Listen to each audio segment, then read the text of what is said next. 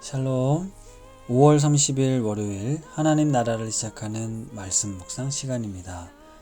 오늘은 장년누리 사순 서은혜 집사님께서 사무엘상 14장 36절에서 46절까지 말씀을 읽어주시겠습니다. 하나님의 말씀을 경청하십시오. 사울이 이르되 우리가 밤에 블레셋 사람들을 추격하여 동틀 때까지 그들 중에서 탈취하고 한 사람도 남기지 말자. 무리가 이르되 왕의 생각에 좋은 대로 하소서 할 때에 제사장이 이르되 이리로 와서 하나님께로 나아가사이다 하매 사울이 하나님께 묻자오되 내가 블레셋 사람들을 추격하리이까 주께서 그들을 이스라엘의 손에 넘기시겠나이까 하되 그 날에 대답하지 아니하시는지라. 사울이 이르되 너희 군대의 지휘관들아 다 이리로 오라. 오늘 이 죄가 누구에게 있나 알아보자. 이스라엘을 구원하신 여호와께서 살아계심을 두고 맹세하노니 내 아들 요나단에게 있다 할지라도 반드시 죽으리라 하되 모든 백성 중 한 사람도 대답하지 아니하매 이에 그가 온 이스라엘에게 이르되 너희는 저쪽에 있으라. 나와 내 아들 요나단은 이쪽에 있으리라. 백성이 사울에게 말하되 왕의 생각에 좋은 대로 하소서 하니라. 이에 사울이 이스라엘의 하나님 여호와께 아뢰되 원하건대 실상을 보이소서 하였더니 요나단과 사울이 뽑히고 백성은 면한지라. 사울이 이르되 나와 내 아들 요나단 사이에 뽑으라 하였더니 요나단이 뽑히니라. 사울이 요나단에게 이르되 네가 행한 것을 내게 말하라.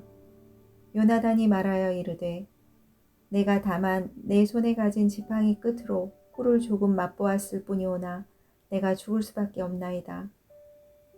사울이 이르되 요나단아 네가 반드시 죽으리라. 그렇지 않으면 하나님이 네게 벌을 내리시고 또 내리시기를 원하노라 하니 백성이 사울에게 말하되 이스라엘의 이 큰 구원을 이룬 요나단이 죽겠나이까. 결단코 그렇지 아니하니이다. 여호와의 살아계심을 두고 맹세하옵나니 그의 머리털 하나도 땅에 떨어지지 아니할 것은 그가 오늘 하나님과 동역하였음이니이다 하여 백성이 요나단을 구원하여 죽지 않게 하니라. 사울이 블레셋 사람들 추격하기를 그치고 올라가매 블레셋 사람들이 자기 곳으로 돌아가니라. 아멘. 드라마를 보다 보면 주인공이 아닌 악역을 맡은 사람들이 계속되는 잘못된 선택을 하는 경우를 이제 보게 됩니다. 돌이킬 수 있는 아니면 회복할 수 있는 기회가 찾아왔을 때도 또다시 올바른 선택이 아니라 잘못된 선택을 하는 걸 보면 참 안타까운데요. 드라마를 보는 우리들 입장에선 안타깝겠지만 실제 그 상황에 그 현장에 우리도 처한다면 우리도 올바른 선택을 한다는 게 쉽지 않을 겁니다. 사무엘상에 등장하는 이 사울 왕의 이야기는 말씀을 읽고 보는 이들로 하여금 안타까운 마음을 갖게 합니다. 왜 그랬을까? 왜 그런 말을 할까? 왜 후회하는 행동을 하고 있을까? 라고 말이죠. 왜냐하면 사울왕은 지금 자기 생각으로 가득 차 있습니다. 길갈에서 사무엘 선지자로부터 이 하나님의 어떤 책망을 들었을 때 자신의 영적 상태를 점검해 보아야 했는데 그러지 못했습니다. 당장 눈앞에 있는 전쟁을 승리해야 하는 왕으로서의 책임감이 하나님 앞에서 자신을 돌아보아야 하는 것보다 더 중요했기 때문이죠. 이러한 모습은 종종 우리 그리스도인들의 삶에서도 반복되는 잘못들입니다. 담임 목회자인 저도 마찬가지죠.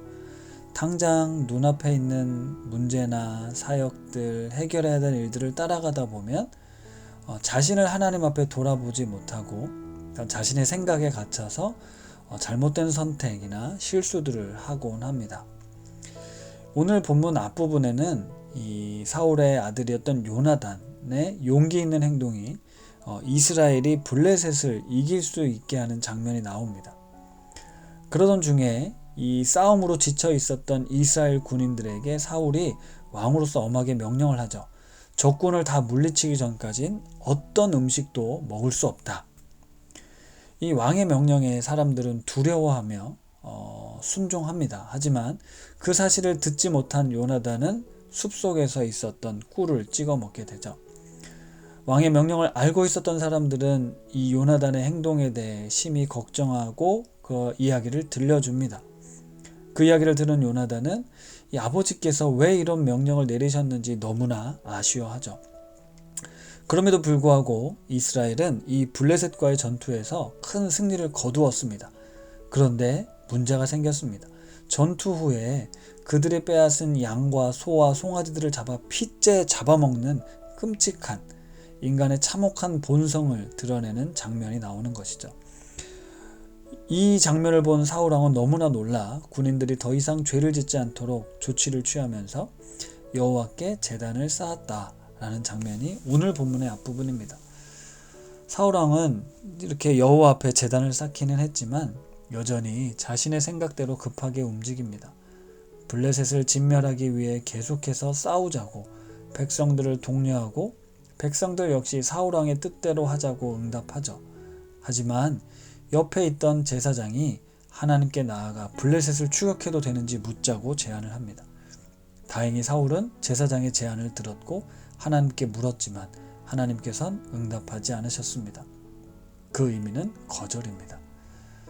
이처럼 하나님이 응답하지 않으셨을 때, 거절하셨을 때 사울의 첫 번째 반응은 도대체 누구의 죄 때문에 하나님이 응답하시지 않는가를 알아내는 것이었습니다. 이 장면을 보고 있는 우리들은 당연히 사울 왕이 자신의 모습을 살펴야 한다고 생각합니다. 그런데 사울 왕은 제비 뽑기를 제안했고 그 결과 요나단이 뽑히게 됩니다. 자신의 사랑하는 아들 요나단이 뽑혔을 때 사울의 반응은 우리의 생각과는 좀 다른 충격적인 반응을 보입니다. 사울이 이르되 요나단아 내가 반드시 죽으리라. 그렇지 않으면 하나님이 내게 벌을 내리시고 또 내리시기를 원하노라. 저는 이 구절이 참 이해가 안 됐습니다. 한 나라의 왕이라서 그랬던 것일까요? 아니면 자기가 했던 말에 책임을 지려고 하는 책임감이 그토록 강한 것이었습니까? 지나온 과정들을 돌아보면 우리는 사울의 이런 행동에 동의하기가 힘듭니다. 자신의 실수, 어리석음, 욕심에 기인한 일이었기 때문이죠. 게다가 자신의 아들 요나단의 행동은 충분히 납득될 만한 행동입니다. 그래서 오히려 백성들이 사울에게 요나단을 죽여서는 안 된다고 말하죠.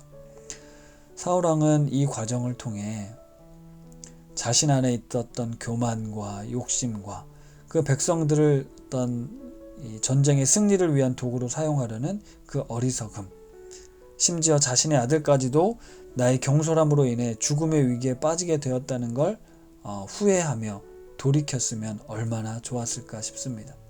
그러나 사울에겐 그런 모습이 보이지 않았습니다. 사랑하는 우신가족 여러분, 요나단은 이런 억울한 상황에 회피하지 않습니다. 죽음도 두려워하지 않습니다. 그러나 사울은 자신의 생각과 말과 행동에서 스스로 옳다라는 자아도취에 빠져 자신의 내면을 들여다보지 못했습니다. 하나님 앞에 자신을 바라보지 못했던 겁니다. 그 결과 점점 더 하나님을 떠나 하나님부터 멀어지는 하나님의 뜻을 벗어난 멸망의 길을 가고 있습니다. 오로지 눈앞에 블레셋을 진멸할 수 있는 기회를 놓친 것만이 사울에겐 아쉬움이었던 것이죠. 우리 안에 있는 욕심, 야망에 눈멀어 자신을 돌아보지 못하는 어리석은 삶을 살지 않았으면 좋겠습니다. 우리 우신 가족들도 늘 하나님 앞에 자신의 삶을 돌아보실 수 있기를 바랍니다. 말씀을 생각하며 기도하겠습니다. 하나님 아버지, 왕의 생각에 좋은 대로 하소서라는 백성들의 말에 사울 왕은 거침이 없었고 하나님 앞에 자신을 돌아보지 못했습니다. 그러다 보니 계속해서 악수를 둡니다. 주님, 멈출 수 있는 용기, 하나님 앞에 자신을 돌아볼 수 있는 믿음, 세상의 욕심에 이끌려 분주하게 살아가는 우리들에게 절실히 필요한 부분입니다. 일상의 순간마다 하나님의 뜻을 구하며 그 음성을 들을 수 있는 자녀로서의 삶을 살아가게 하옵소서. 예수님의 이름으로 기도드립니다. 아멘. 말씀을 생각하며 더 깊은 묵상 가운데로 나아가겠습니다.